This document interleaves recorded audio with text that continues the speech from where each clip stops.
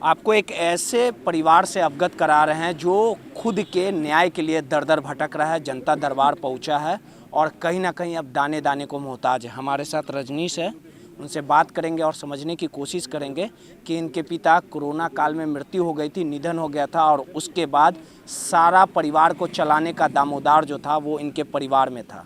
लेकिन कोरोना काल में इनके पिता का निधन हो गया, उसके बाद परिवार को चलाने में काफ़ी समस्या आनी पड़ रही है। लगातार मुख्यमंत्री नीतीश कुमार के द्वारा सोमवार को जनता दरबार लगाया जाता है और फरियादियों की फरियाद सुनी जाती है। लेकिन जिस प्रकार से इनके पिता शिक्षा विभाग में थे, एक अच्छे ओहदे पे थे, लेकिन कार्य करते हुए कोरोना में इनके पिता की मौत हो जाती है। लेकिन अब जो पैसे मिलने चाहिए, जो सरकार के तरफ से जो पेंशन हो या वेतन जो मिलता है जो निधन के बाद, वो अभी तक नहीं मिल पा रहा और कई सालों से बंद है, जिसके बाद परिवार चलाना काफ़ी मुश्किल हो गया। रजनीश जी, कहाँ से आप आए हैं और क्या क्या दिक्कत है? अब तो ऐसा स्थिति आ गया जैसा बता रहे थे कि परिवार तक नहीं चल पा रहा है, क्या दिक्कत है? जी, हम फतवा से आए हैं और मेरे फादर का है जो 2017 में ही सैलरी बंद कर दिया गया। एक अच्छे ओहदे पे थे, प्रिंसिपल थे, प्रोफेसर में ज्वाइन किए थे और प्रिंसिपल में पहुँच गए थे। कौन विद्यालय का मामला? कामेश्वर सिंह दरभंगा संस्कृत यूनिवर्सिटी का ये मामला है और वो बक्सर में पोस्टेड थे। बक्सर में पोस्टेड रहते हुए प्रिंसिपल थे,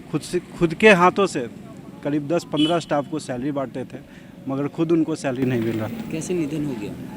जी, गंभीर रूप के बीमारियों के शिकार हो गए थे। उसके बाद कोरोना में 2 दिन के अंदर ही उनको कोरोना हो गया, उसके बाद उनका डेथ हो गया। अच्छा, बात बताइए, जो आपके पिता निधन हो गया, अभी तक उनको जो 2017 से ही जो पैसे मिलते थे सरकार की तरफ से, जो वेतन मिलना चाहिए, पेंशन मिलना चाहिए, वो बंद है। इसको लेकर कहाँ कहाँ गए हैं? हम लोग ने पूरा शिक्षा विभाग को दिया है। हाई कोर्ट में हम लोगों ने 3 बार हम लोग ने वहाँ पे केस किया था और तीनों बार ये डिसीजन आया कि इनका सैलरी है जो तुरंत दिया जाए, मगर आज तक इस पे कोई भी तरह का सुनवाई नहीं हुआ। हम 2017 से ही दौड़ रहे हैं। क्यों आखिर वेतन रोक दिया गया, कोई बताया होगा ना? रीज़न ये लोगों ने पहले तो नहीं बताया, उसके बाद हाई कोर्ट में इन लोगों ने बताया कि ये अस्थायी थे। तो अस्थायी समझ में नहीं आया कि 30 साल तक कोई भी स्टाफ अस्थायी का अस्थायी क्यों रह गया, क्योंकि अस्थायी से अस्थायी होने में 1 साल का ही समय लगता है, बहुत से बहुत 3 साल का समय लगता है। कितने साल नौकरी किए? 30 साल का नौकरी कर चुके हैं और 30 साल के बाद भी समझ में नहीं आया कि ये लोग ने अस्थायी का अस्थायी क्यों छोड़ दिया, क्योंकि ये काम होता है। कॉन्ट्रैक्ट पे बता रहे हैं? नहीं, कॉन्ट्रैक्ट पे नहीं था। अस्थायी बता रहे हैं? जी, अस्थायी था।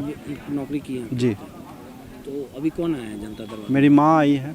क्या अब हालात हैं घर के? पैसे नहीं मिल रहे, क्या कुछ? बहुत बुरे हालात हैं, घर चलाना मुश्किल और घर चलाना मुश्किल हो गया। जी।